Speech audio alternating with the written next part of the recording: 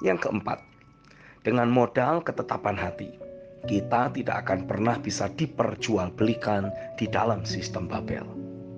Ada suatu peringatan keras yang Roh Kudus nyatakan kepada saya.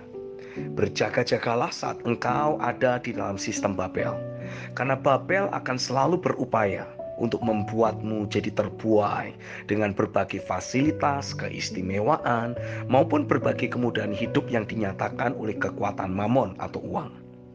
Tujuan Babel tidak lain adalah untuk memiliki atau membeli kehidupanmu, sehingga engkau bakal terhisap di dalam sistem perbudakan Babel.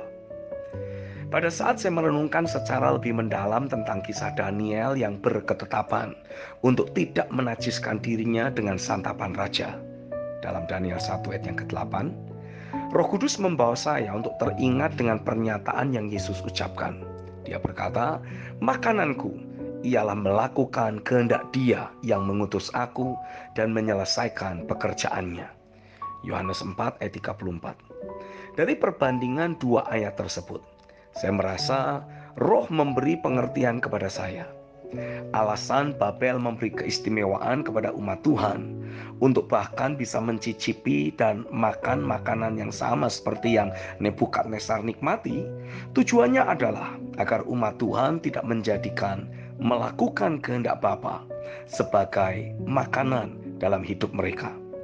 Dengan kata lain, sistem Babel akan selalu membawa seseorang untuk hidup bagi dirinya sendiri dan mulai terbuai, jadi menikmati berbagai keistimewaan yang didapat di dalam kesuksesan yang pasti akan diraih dalam sistem Babel ketika seseorang berfokus untuk mencapai ambisi atau keinginan hatinya sendiri. Tapi sadari prinsip ini, bukan hanya kerajaan sorga yang memiliki kilau kemuliaan. Kerajaan keakuan juga memiliki suatu takaran kemuliaan. Tapi saat seseorang berjuang untuk mengejar penggenapan impian atau ambisinya pribadi, meski ia pasti akan menikmati suatu takaran kesuksesan, karena semua orang yang mau berjuang pasti akan menikmati suatu kesuksesan dalam sistem Babel. Tapi pada saat yang sama, pasti juga akan ada banyak konsekuensi buruk yang bakal mengikuti orang-orang yang membiarkan ambisi menjadi pemimpin dalam hidupnya. Berbeda ketika umat Tuhan menjadikan penggenapan kehendak Tuhan menjadi makanannya. Akan selalu ada campur tangan kedaulatan Tuhan yang bakal berlaku atas hidup mereka.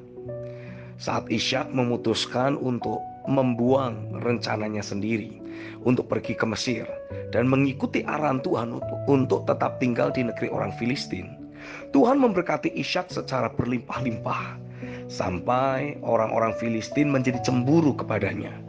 Kejadian 26 ayat 1-14. Tapi pahamilah logika ini. Di negeri orang Filistin pasti juga ada banyak orang kaya. Nah, apa yang membuat mereka menjadi cemburu kepada Ishak?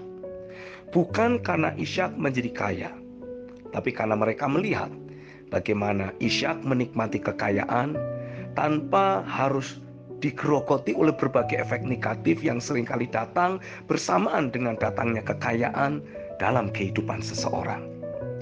Kitab Amsal pasal yang ke-10 ayat yang ke-22 mencatat, berkat Tuhanlah yang menjadikan kaya, susah payah tidak akan menambahinya. Miliki ketetapan hati berikut. Kita akan masuk ke dalam sistem Babel dan menjadi penguasa di sana. Bukan karena keinginan untuk menjadi kaya atau meraih kesuksesan ataupun menjadi orang yang berpengaruh. Kita masuk ke dalam sistem Babel karena kita diutus Tuhan untuk menjadi saksinya dan untuk menghadirkan realita kerajaannya. Amin.